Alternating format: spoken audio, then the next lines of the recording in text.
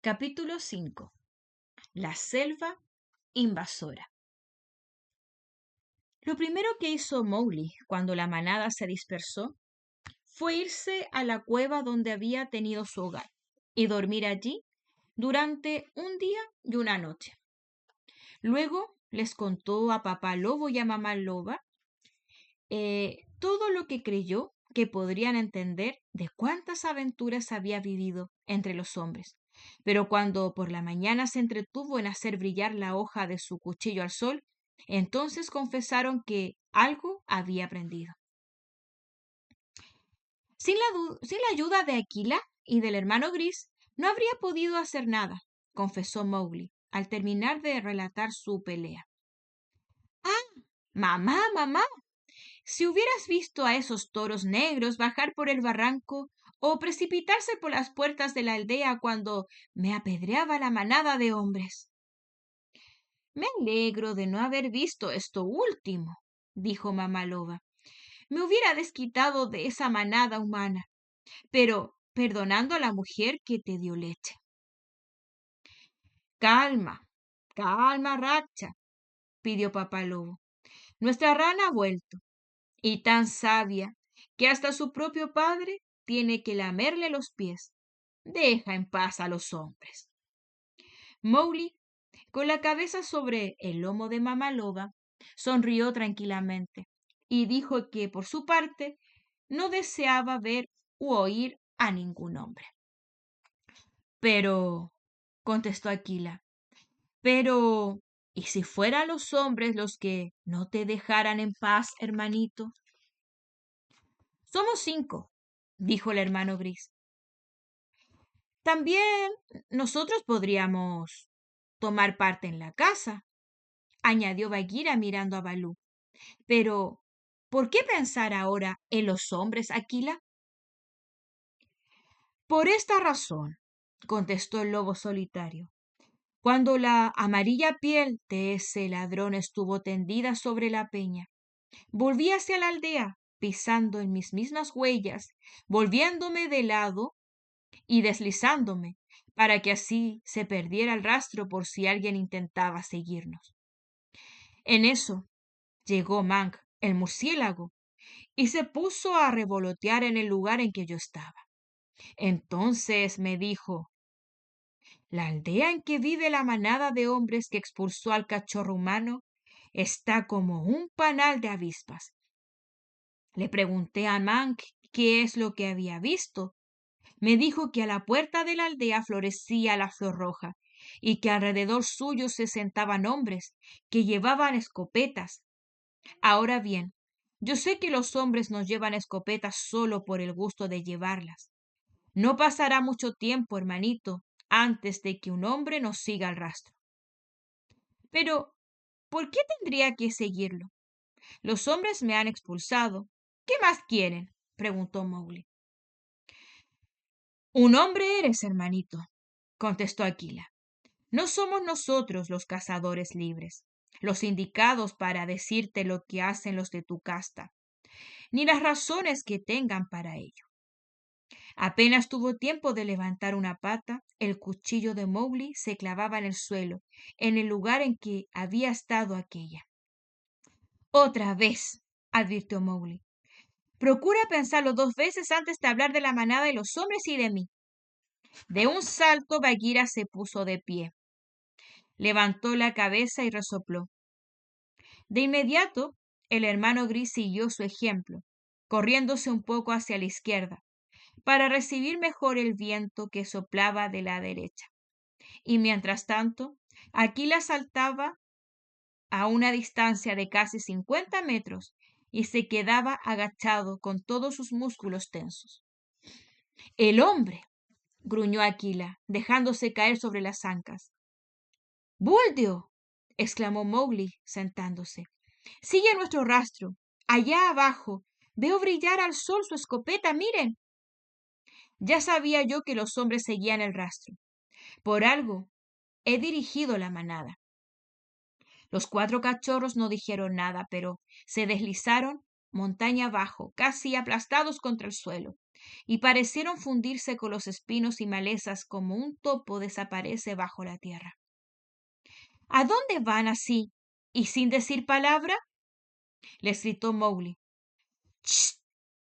Antes de mediodía haremos rodar por aquí su cráneo —contestó el hermano gris. —¡Atrás! ¡Atrás! ¡Esperen!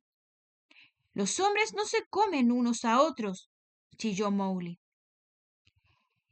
¿Y quién, sino tú, es el que hace un momento quería ser lobo? ¿Quién me tiró una cuchillada por creer que tú podías ser un hombre? Preguntó Aquila, mientras los 4 lobos volvían de mala gana y se dejaban caer sobre las patas traseras.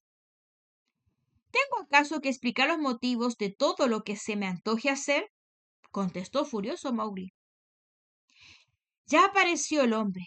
Así es como los hombres hablan, murmuró entre dientes Bagheera, y elevando la voz añadió: el hombrecito tiene razón en esto.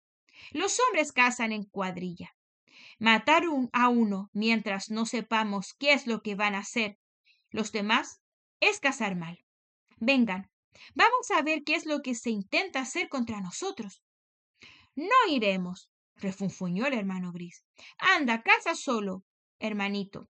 Nosotros sabemos lo que queremos. El cráneo ya hubiera estado ahora a punto de ser traído aquí.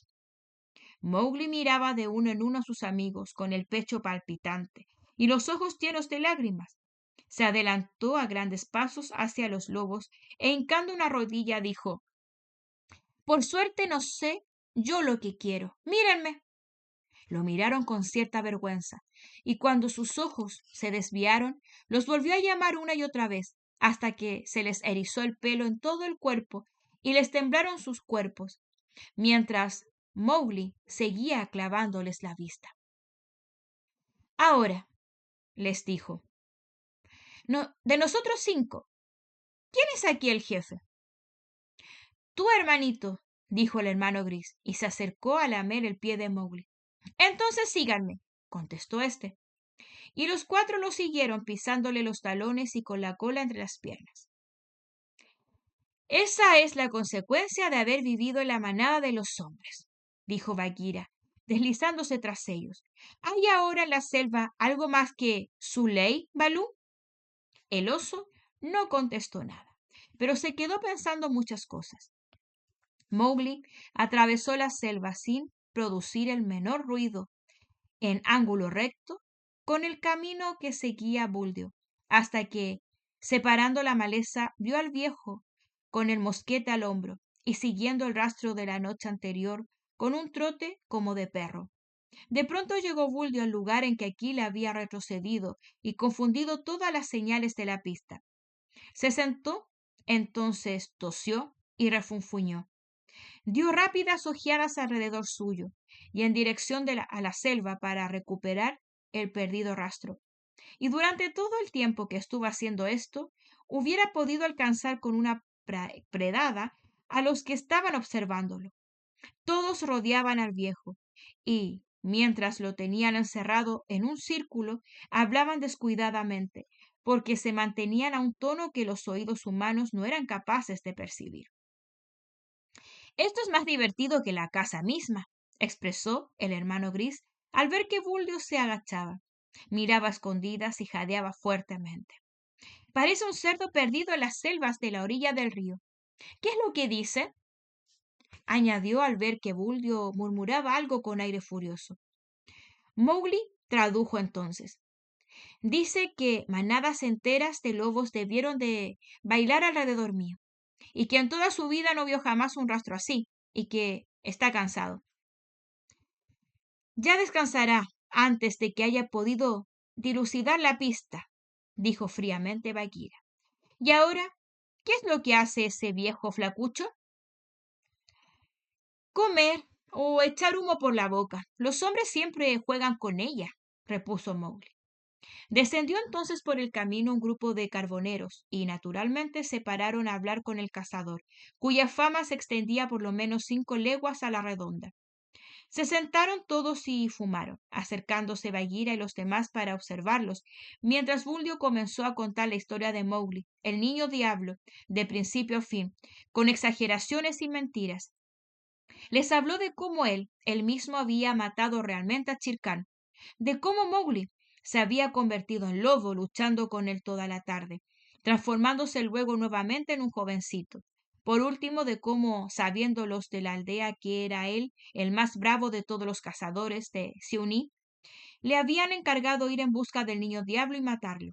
Pero mientras tanto, los aldeanos habían capturado a Mesua y a su marido, que eran indudablemente los padres del niño diablo, y los habían encerrado en su propia choza, y dentro de poco los amenazarían para hacerles confesar que él era un brujo y una bruja ella, para luego quemarlos vivos. ¿Cuándo? Preguntaron los carboneros, porque ellos deseaban muchísimo estar presentes en la ceremonia. Buldeo contestó que no se haría nada hasta que él volviera, porque la aldea querían que matara antes al niño de la selva. Después de eso, despacharían a Mesua y a su marido, y dividirían sus tierras y sus búfalos entre los demás habitantes. El marido de Mesua tenía algunos búfalos magníficos. Pero, ¿qué ocurriría si enterara a los ingleses? Objetaron los carboneros. ¿Y qué? Contestó Buldeo. El jefe de la aldea diría que Mesua y su marido habían muerto de la picadura de una serpiente. En cuanto a eso, podía decirse que ya estaba todo listo. Lo único que faltaba ahora era matar al niño lobo. ¿No habían visto ellos por casualidad aquel monstruo? Los carboneros dijeron que no, pero manifestaron que indudablemente él podría encontrarlo mejor que nadie. El sol iba ya al ocaso, y ellos pensaban que quizás podrían darse una vuelta por la aldea de Buldeo para ver a aquella bruja malvada. A esto Buldeo contestó que, aunque su deber era matar al niño diablo, no podía permitir que un grupo de hombres desarmados atravesara la selva sin ir escoltado por él. Por lo tanto, él les acompañaría, y si el hijo de hechiceros se presentaba, ya les enseñaría a él cómo vérselas con tal clase de seres, el mejor cazador de Siuni. ¿Qué dice? ¿Qué dice? Repetía los lobos cada 5 minutos, y Mowgli iba traduciendo, hasta que llegó a aquella parte en que se hablaba de la bruja, y que era algo superior a sus capacidades, por lo que dijo que el hombre y la mujer, que habían sido tan amables con él, estaban metidos en una trampa. Mowgli se quedó pensando profundamente mientras sus dedos jugaban con el mango del cuchillo, y mientras tanto Buldeo y los carboneros se alejaron muy tranquilos, formando una hilera. Me vuelvo corriendo a la manada de los hombres, dijo al fin Mowgli. ¿Y esos? Preguntó el hermano Gris. Cántales un poco mientras regresan a casa, contestó Mowgli sonriendo. No quisiera que llegaran a las puertas de la aldea hasta que fuera de noche. Y la canción que canten, hermano Gris, no hay ninguna necesidad de que sea de las más dulces. Acompáñalos, Bagheera. Cuando haya oscurecido, ven a encontrarme junto a la aldea. El hermano Gris sabe dónde. No es poco trabajo el de cazar para el hombrecito. ¿Y cuándo dormiré? Preguntó Bagheera bostezando, aunque en los ojos se le viera la alegría con que se prestaba a este juego. Cantarle yo a hombres desnudos. Pero probemos. Bajó la cabeza para que el sonido llegara más lejos y lanzó un larguísimo grito de ¡Buena suerte!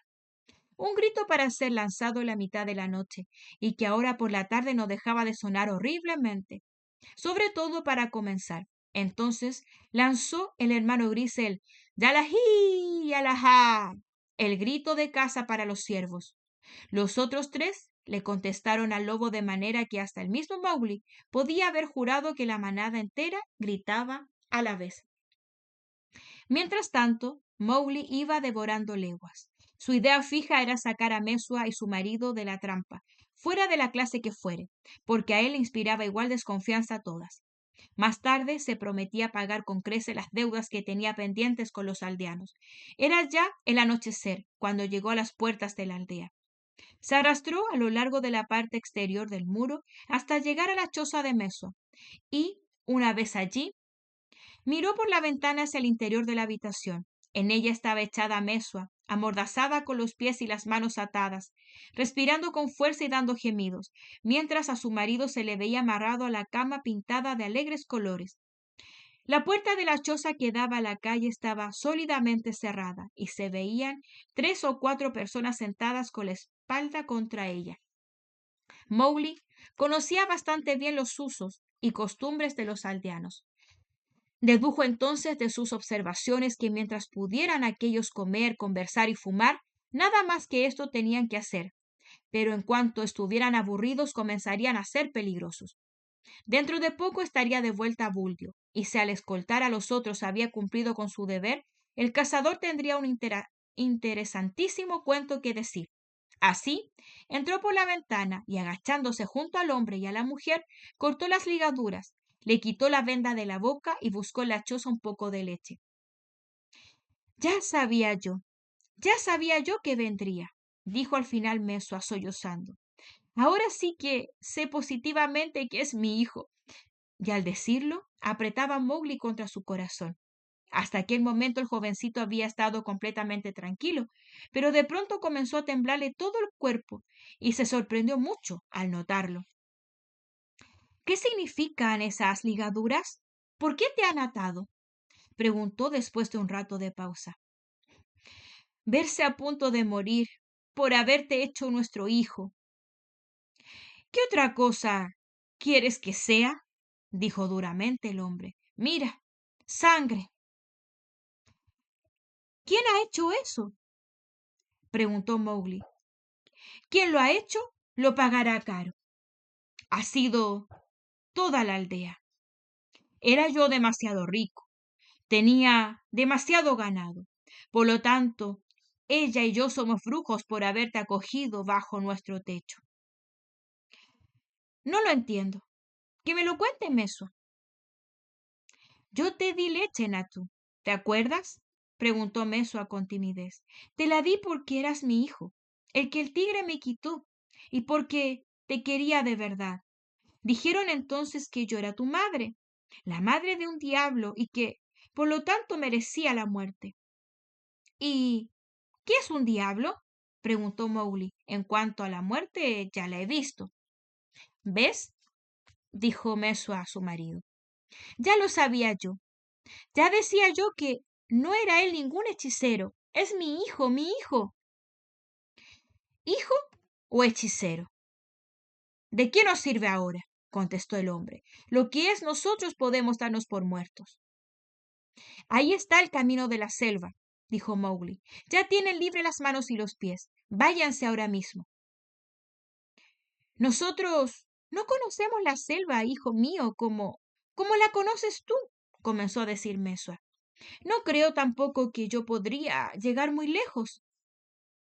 Y hombres y mujeres nos seguirían para arrastrarnos nuevamente hasta aquí, añadió el marido. —¡Ch! —contestó Mowgli, mientras se hacía cosquillas en la palma de la mano con su cuchillo. No tengo ninguna gana de causar a nadie en la aldea el menor daño, todavía, pero no creo que a ustedes los detengan. De aquí a un rato tendrán otras muchas cosas en que pensar. Ah, añadió levantando la cabeza y escuchando los gritos y el ruido de pasos fuera de la casa. Así que por fin han dejado volver a Buldio. Lo mandaron esta mañana para que te matara, gritó llorando Mesua. ¿No lo encontraste? Sí, lo encontramos. Bueno, lo encontré yo. Tiene algo que contar y mientras lo cuenta, hay tiempo para hacer muchas cosas. Pero antes tengo que enterarme de sus propósitos. Piensen a dónde quieren ir y díganmelo cuando vuelva. Saltó por la ventana y corrió nuevamente a lo largo del muro de la aldea, hasta llegar a la distancia en que pudiera oír a la muchedumbre reunida alrededor del árbol comunal. Buldio estaba echado en el suelo, tosiendo y gimiendo, y todos le agobiaban con preguntas. —Bah —exclamó Mowgli—, habla, habla, palabrerías. Y se deslizó otra vez en dirección a la choza. Estaba ya sobre la ventana cuando sintió el contacto de una lengua no desconocida para él sobre su pie. —Mamá —dijo—, ¿qué estás haciendo ahí? Oí cantar a mis hijos en el bosque y les seguí los pasos al que yo quiero más que a todos. Oye, ranita, tengo ganas de ver a la mujer que te dio la leche, indicó mamá loba. La han atado y quieren matarla. Pero yo he cortado las ligaduras y ella se escapará con su hombre hacia la selva. Mamá loba se enderezó sobre sus patas traseras y miró por la ventana hacia el interior de la choza. Luego dijo, yo iré detrás también. Soy vieja, pero aún tengo dientes. Y se hundió en la tupida y alta hierba para ocultarse. Y ahora, dijo alegremente Mowgli al saltar dentro de la choza, allí están todos sentados alrededor de Buldeo, que les cuenta lo que no ocurrió. Para cuando haya terminado, dicen que seguramente vendrán aquí con el fuego y los quemarán a los dos. Y entonces, ya le he hablado a mi hombre, explicó Mesua. Kaikinguara está a 7 leguas de aquí. Pero allí podríamos encontrarnos con los ingleses. ¿Y de qué manada son esos? Preguntó Mowgli. No sé. Son blancos y se dice que gobiernan toda esta tierra. Y no permiten que la gente se queme o que se peguen unos a otros, sin tener testigos. Si logramos llegar allí esta noche, viviremos. Pero de lo contrario, podemos darnos por muertos. Vivan, pues. Nadie pasará esta noche por las puertas de la aldea, pero ¿qué es lo que está haciendo él, tu hombre? El marido de Mesua en 4 patas cavaba la tierra en un rincón de la choza. Son sus pequeños ahorros, informó Mesua. Es lo único que podemos llevarnos. Con el dinero podré comprar un caballo, manifestó el hombre. Tenemos el cuerpo demasiado dolorido para caminar muy lejos, y dentro de 1 hora toda la aldea se nos vendrá atrás, persiguiéndonos. Yo les aseguro que los seguirán hasta que a mí se me antoje. Pero es buena idea la de llevarse un caballo, porque Mesua está fatigada. Tengan presente que no deben tener miedo, solo que podría ser que delante y detrás de ustedes hubiera un poquito de canturreo en la selva. Y les digo que ni un solo diente de cuantos hay en la selva se clavará en sus pieles, ni una garra se levantará contra ustedes. No les cerrarán el paso ni hombres ni fieras antes de llegar a la vista de Kangiwara. Ya tendrán quien los cuide. Mowgli se volvió rápidamente hacia Mesua y añadió, él no me cree, pero tú, al menos, ¿querrás creerme? Ah, hijo mío, con toda el alma. Seas hombre, duende o lobo de la selva, yo te creo. Él tendrá miedo cuando oiga cantar a mi gente. Tú enterada ya lo comprenderás. Anda ahora y despacio, porque ninguna necesidad hay de apurarse. Las puertas de la aldea están cerradas. Se alejaron en dirección de la selva y mamá loba saltó entonces de su escondite. Síguelos, le ordenó Mowgli, y cuida de que sepa toda la selva que estos dos han de pasar sanos y salvos. Haz que corra la voz. Yo llamaría a Bagheera. El largo grave aullido se alzó y se extinguió luego, y Mowgli vio como el esposo de Mesua vacilaba y se volvía en redondo, casi decidido a correr, retrocediendo a la choza. ¡Adelante! Gritó alegremente Mowgli. Ya les dije que escucharan algunos suaves cantos. Este ruido les irá siguiendo hasta que lleguen a Kangiwara. Es una prueba de amistad que les da la selva. Mesua hizo que su marido siguiera adelante, y se perdieron en la oscuridad, ellos y mamá loba. Mientras Bagheera se levantaba del suelo casi a los pies de Mowgli, temblorosa de la alegría que le inspiraba la noche, que es capaz de volver feroz al pueblo de la selva. Mucho se alarga la conversación de esos. Allá, a la sombra del árbol, observó Mowgli. Buldeo debe de haberles dicho interminables cuentos. Ya vendrán a sacar de la trampa a la mujer y al hombre para ponerlos sobre la flor roja, pero encontrarán que la trampa se ha abierto. ¡Ja! Escucha, dijo Bagheera. Permíteme ir allí para que cuando vayan ellos se encuentren conmigo. Pocos serían los que salgan de sus casas después de verme a mí. No será esta la primera vez que me he visto metida en una jaula, y no creo que a mí me amarren con cuerdas. Pero ten cuidado, contestó Mowgli riendo, porque él mismo empezaba a sentirse tan atrevido como la pantera, que ya se había deslizado dentro de la choza. Uf, gruñó Bagheera. Este lugar apesta, hombre, pero aquí veo una cama parecida precisamente a la que me dieron para que me acostara en las jaulas de Udipo. Deja que me eche en ella, por la cerradura que me dio la libertad. Te aseguro, continuó, que dirán que esta es casa mayor. Ven y siéntate a mi lado, hermanito, que así les gritaremos juntos. Buena suerte. No, otra idea me da vueltas en la cabeza. La manada de los hombres no debe saber la parte que tengo yo en este juego. Caza tú sola. No quiero verlos. Así será, asintió Bagheera. Ah, ahora vienen. La conferencia celebrada a la sombra del árbol estaba siendo cada vez más fuerte. Estalló al fin en salvajes alaridos y en una especie de masa humana que invadían la calle rompiendo garrotes, bambúes, hoces y cuchillos. Al frente iban Buldio y el Brahman, pero el gentío los seguía pisándole los talones y gritando: ¡A la bruja y al brujo! Vamos a ver si la moneda enrojecida al fuego les hará confesar. Ahora les enseñaremos a recoger lobos o diablos. No, mejor será paliarlos primero. ¡Antorchas! ¡Más antorchas! ¡Calienta los cañones de la escopeta, Buldio! Se precipitaron a la luz de las antorchas en la habitación donde estaba Bagheera, negra como el abismo y terrible como un diablo, tendida tan larga como era sobre la cama. Hubo entonces unos minutos de mortal silencio, y en aquel mismo instante Bagheera levantó la cabeza y bostezó. Bostezó ostentosamente, como solía hacerlo para insultar a alguno de sus iguales. Un momento después la calle estaba vacía. Bagheera había saltado por la ventana otra vez y se encontraba al lado de Mowgli.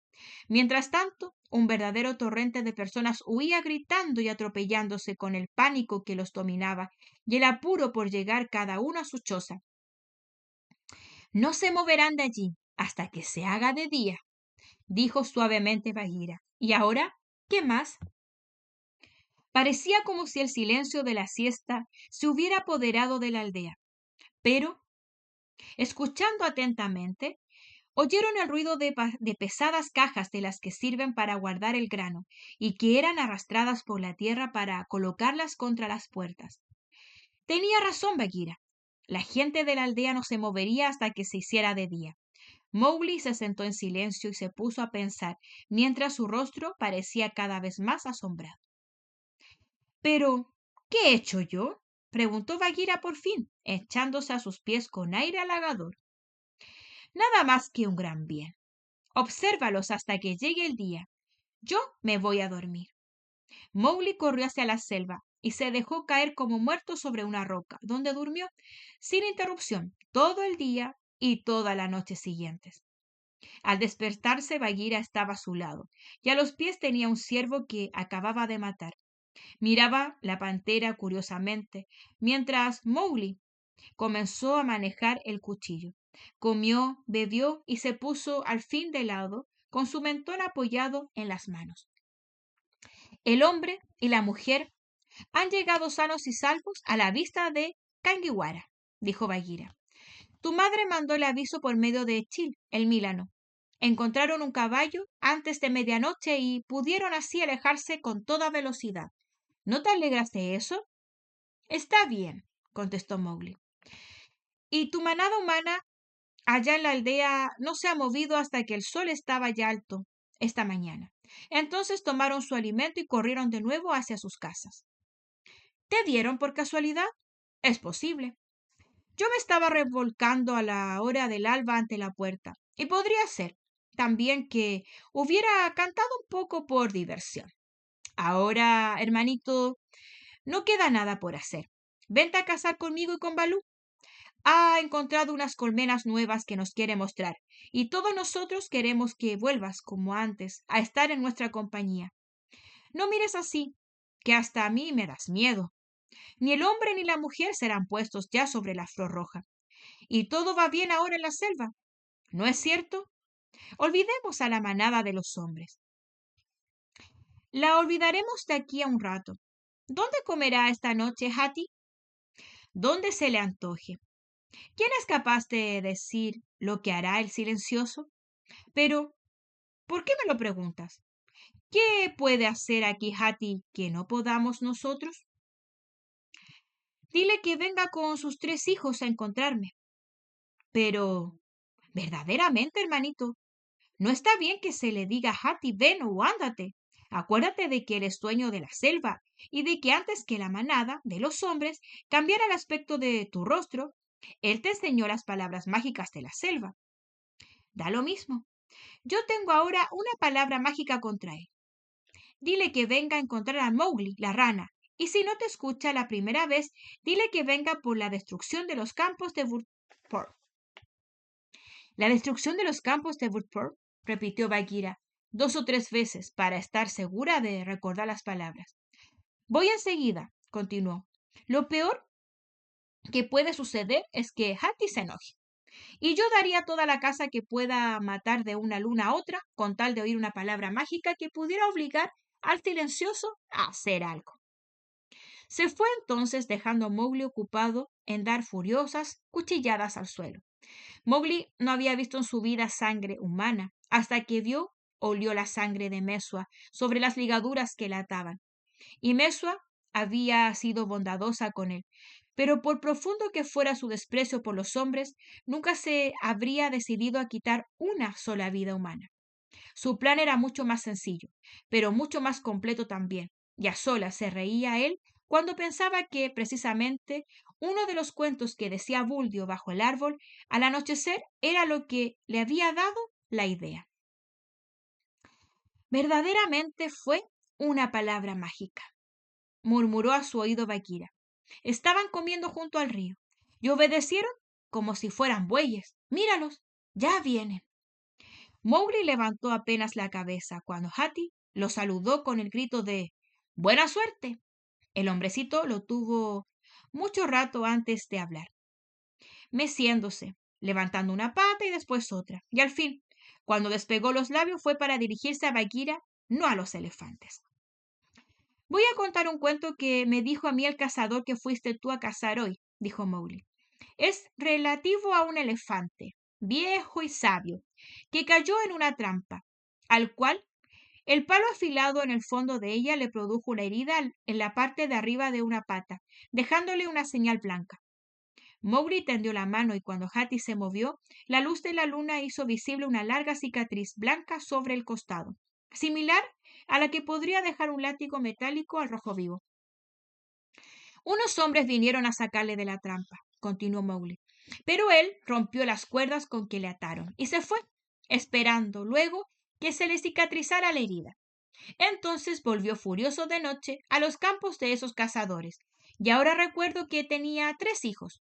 Todo eso sucedió hace muchísimas lluvias, y lejos allá por los campos de Woodport. ¿Qué ocurrió en esos campos al venir la época de cosecha, Hati?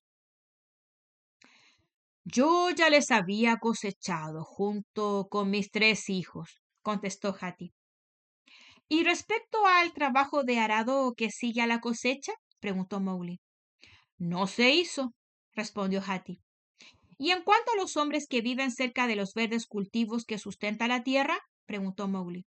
Se fueron. ¿Y qué fue de las chozas en que dormían los hombres? Continuó Mowgli. Sus techos los hicimos pedazos nosotros, y la selva se tragó las paredes, contestó Hati. ¿Y qué más? Añadió Mowgli. Todo pasó a ser dominio de la selva.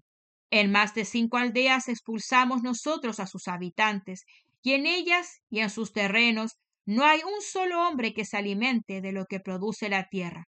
Esto fue la destrucción de los campos de Woodport, realizada por mí y por mis 3 hijos. Y ahora te pregunto yo, hombrecito, agregó Hati, ¿cómo tuviste tú noticias de todo esto? Un hombre me lo dijo, y ahora observo que hasta él, Buldio, es capaz de decir la verdad. Bien hiciste las cosas, Hati, pero la segunda vez se harán aún mejor, porque habrá un hombre que las dirija. ¿Conoces la aldea en que vive la manada humana que me expulsó a mí de ella? Todos son allí perezosos, sin sentido común y crueles. Se entretienen en jugar con la boca y no matan al débil para comérselo, sino por diversión. Cuando están cansados, serían capaces de tirar sobre la flor roja a sus propios hijos. Yo lo he visto. No está bien que sigan viviendo aquí por más tiempo. Los odio. Entonces mátalos, indicó el más joven de los hijos de Hati. ¿Y para qué necesito yo huesos blancos? Contestó Mowgli. ¿Soy acaso un pequeño lobo para entretenerme jugando al sol con cráneos? Maté a Shere Khan, pero no sé a dónde ha ido a parar él. Y todavía tengo hambre a falta de su carne. Esta vez quiero algo que yo pueda ver y tocar. Lanza a la selva en masa contra la aldea Hati. Que corran como corrieron los hombres que cultivaban los campos de Woodport, hasta que el agua de la lluvia sea el único arado que trabaje la tierra. Lanza sobre esa gente a toda la selva, Hati. Pero yo... Pero nosotros no tenemos nada pendiente con ellos, y se necesita sentir toda la rabia que un gran dolor da para poder destrozar los lugares donde los hombres duermen, replicó Hati dudando. ¿Acaso ustedes son los únicos que comen hierbas en la selva? Trae a toda tu gente. Deja que se encarguen de eso el ciervo, el jabalí y el nilgai. No es necesario ni que le vean un pedazo de la piel hasta que los campos hayan quedado completamente limpios. Lanza toda la selva allí, Hati. ¿No habrá matanza? Tenía los colmillos rojos de sangre cuando fue la destrucción de los campos de Woodport, y no quisiera despertar nuevamente con el olor que sentí esa vez. Ni yo tampoco. No desearía ni ver ni siquiera cómo sus huesos andan esparcidos por la tierra. Que se vayan y busquen nuevas guaridas. No pueden quedarse aquí. He sentido el olor de la sangre de la mujer que me alimentó, de la mujer a quien ellos hubieran matado de no haber sido por mí. Solo el olor de la hierba fresca, creciendo sobre los umbrales de sus casas, puede borrar de mi memoria el otro olor. Parece como que me quema la boca. Lanza sobre ellos a toda la selva, Hati. Ah, dijo éste. Así me quemaba a mí la piel la herida que me hizo aquella estaca, hasta que vimos cómo desaparecían las aldeas con el crecimiento de la vegetación en la primavera. Ahora me hago cargo de todo. Tu guerra la considero ya como nuestra. Lanzaremos a toda la selva sobre ellos. Mowgli apenas tuvo tiempo de recuperar el aliento perdido, cuando ya el lugar donde habían estado los elefantes estaba vacío. Hati y sus 3 hijos habían partido separados como dirigiéndose hacia los 4 puntos cardinales y se alejaban a grandes pasos por los valles, a un cuarto de legua de distancia. Siguieron andando así durante 2 días a través de la selva, y cada paso que dieron y cada balanceo de sus tropas era visto, observado cuidadosamente por Man Chil, el pueblo de los monos, y todos los pájaros. Luego empezaron a comer, y comieron tranquilamente durante aproximadamente una semana. Pasado este tiempo comenzó a comentarse por la selva que en tal o cual valle se podía encontrar mejor comida y agua de lo acostumbrado. Poco a poco los animales se fueron yendo por grandes grupos, animados por Sai, el puerco espín, otras veces por Mang o el mismo Balú, quien jugueteando con ellos les obligaba a tomar el verdadero camino. Al cabo de unos 10 días se habían esparcido por todo un círculo de 2 leguas a la redonda, más o menos, cuyo centro era la aldea. Cuando Hati y sus 3 hijos derrumbaron los machans, plataformas parecidas a palomares, hechas de palos colocados sobre 4 puntales para espantar a los pájaros y ladrones de otra clase. Los animales de la selva se lanzaron sobre las tierras de pasto y de cultivo, que desaparecían a medida que estos pasaban. El trabajo puede decirse que estaba terminado, y cuando los aldeanos miraron hacia sus cultivos, vieron que las cosechas estaban perdidas, y eso significaba que la muerte estaba cercana para ellos si no se iban. Los hombres decidieron vivir del trigo que guardaban para semilla hasta que vinieran las lluvias, pero los afilados colmillos de Hati arrancaron una esquina de los graneros y rompieron la gran arca de mimbre en la que se guardaba el grano. Los aldeanos creyeron entonces que inadvertidamente habían ofendido a alguno de los dioses de la selva y, como consecuencia de esto, mandaron llamar al jefe de la tribu de gondos errantes más cercana, gente pequeña, inteligente y de color muy negro, cuyos antepasados fueron la raza más antigua de la India. para saber si sus dioses, los antiguos dioses, estaban enojados con ellos y qué sacrificio había que ofrecerles. El Gondo no dijo una palabra, pero les predijo mediante signos que las calabazas silvestres crecerían en adelante en el lugar en que habían adorado a su dios, y convendría que todos se pusieran a salvo cuanto antes mejor. Los hombres solteros fueron los primeros en huir y expandieron por todas partes la noticia de que la aldea estaba condenada a desaparecer. Así, el poco comercio que había con el mundo exterior fue reduciéndose, como los caminos trillados se fueron borrando y disminuyendo en medio de la maleza. Al fin, los trompeteos nocturnos de Hati y de sus 3 hijos dejaron de molestar a los aldeanos, porque ya no tenían nada que les pudieran robar. Los alejados campos iban perdiendo su antigua forma y era hora de irse donde los ingleses que vivían en Kaiwanguara. En el momento en que atravesaba las puertas de la aldea la última familia, se oyó un ruido de vigas y techos de paja que se hundían detrás de los muros. Dando agudos gritos, Hati y sus 3 hijos se habían lanzado por las estrechas calles, apoyándose con gran empuje contra las chozas a derecha e izquierda, y destrozando las resquebrajadas puertas y aplastando los aleros. La selva se tragará esas cáscaras que quedan, dijo una voz reposada entre las ruinas. Lo que ahora hay que echar abajo es el muro exterior, añadió, y en ese momento Mowgli saltó desde una pared que se venía al suelo como búfalo cansado. Llegas oportunamente, le dijo Hati jadeante. Oh, pero en Burport yo tenía los colmillos rojos de sangre. Al muro exterior, hijos míos, con la cabeza, todos a la vez, ahora. Empujaron los 4 puestos en fila, y rozándose, se dobló la pared, se rajó y cayó, mientras los aldeanos mudos de terror veían las feroces cabezas de los destructores apareciendo por las roturas. Entonces huyeron sin hogar y sin alimentos por el valle, contemplando cómo la aldea hecha pedazos, esparcidos y pisoteados, se desvanecía a sus espaldas. Un mes después, el lugar era un cerro lleno de hoyos y cubierto de blanda verde hierba recién nacida. Y al terminar las lluvias, la selva entera rugía a plenos pulmones en el lugar en que hace 6 meses el arado solía remover la tierra.